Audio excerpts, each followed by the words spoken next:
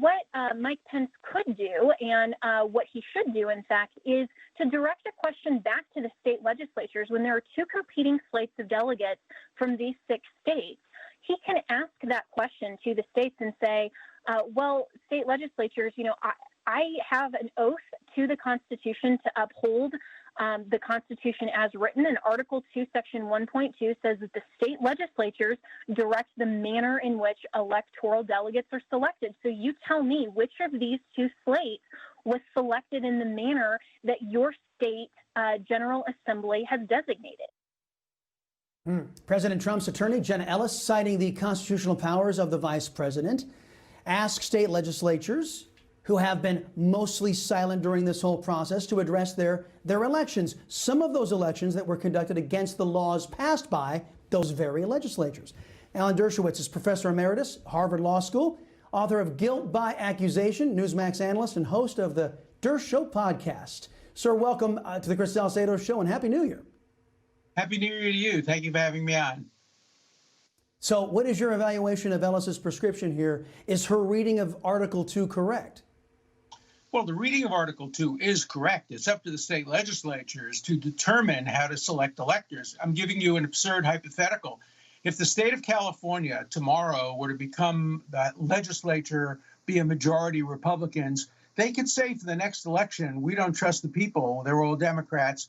We're the legislature going to select the electors. The people of California will have no right to vote in the next presidential election. Technically, under the Constitution, that would be lawful. There's nothing in the Constitution that requires people to vote for electors.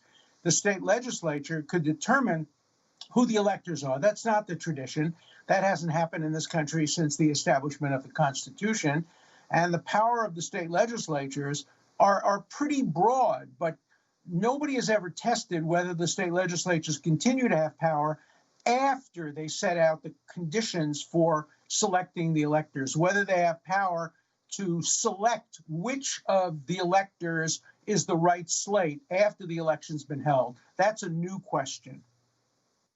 Correct. And, I think they wouldn't have any political impetus to do so unless there was significant questions being called in about the legitimacy of the vote. And in several of these states, there is. Let me just ask you to address the simple fact that several states, I think this is beyond dispute. I have found nobody to dispute me on this, that at least 4 states, and they were named in the Texas lawsuit, they violated their own laws passed by their legislatures.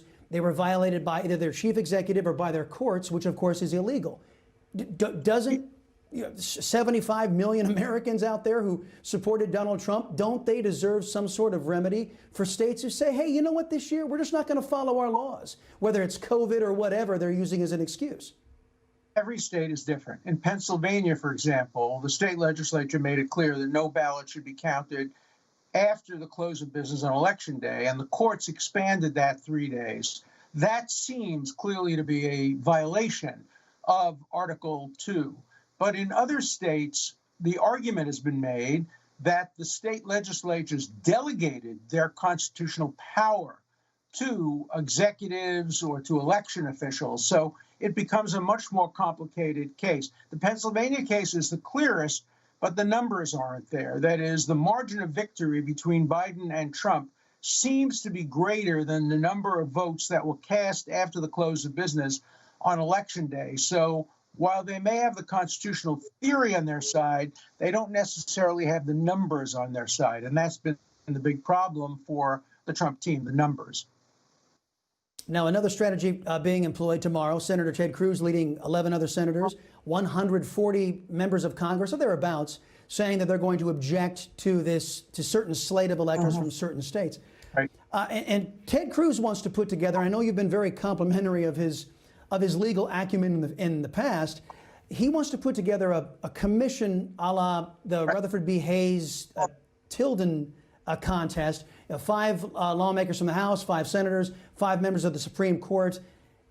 Is there a legal basis for this commission?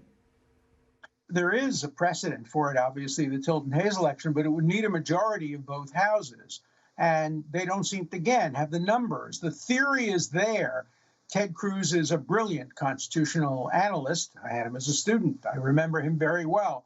And his constitutional analysis, I think, is correct. The question is, he would need to have a majority of both houses support the creation of such a commission. I myself have called prospectively for the creation of an electoral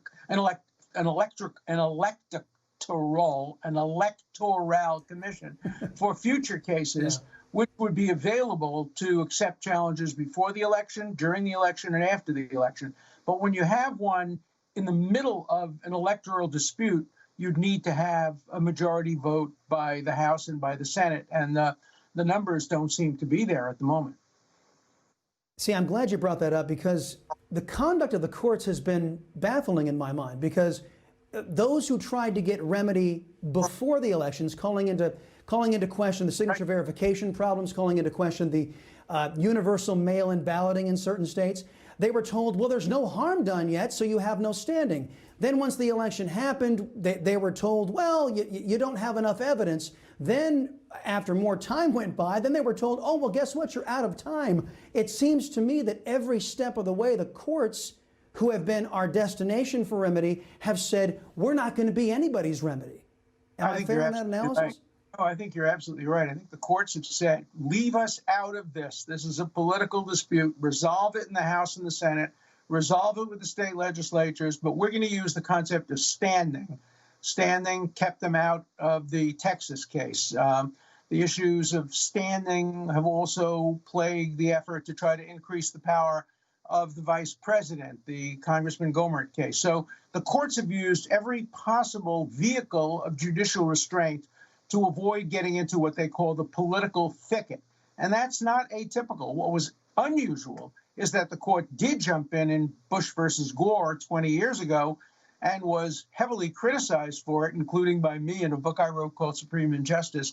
So I think the courts have tried their best to stay out of this issue and leave it to the other two branches of the government. But the courts are the institution of last resort when it comes to conflicts of this kind. Right, and especially when it comes, as going back to the Texas case, when it comes to disputes between the states, and saying that the people of Texas have no standing when another state violates their own election laws, as we pointed out in Pennsylvania, that affects a presidential election, I think was wrong-headed of the Supreme Court. Alan Dershowitz, always a pleasure talking with you, sir. We will talk again. Newsmax TV is now America's fastest-growing cable news channel. We give you the real news you need. So subscribe to our YouTube channel and give us a thumbs up. If you like this video, share it with your friends. Newsmax TV streams live on YouTube for free. Newsmax TV, real news for real people.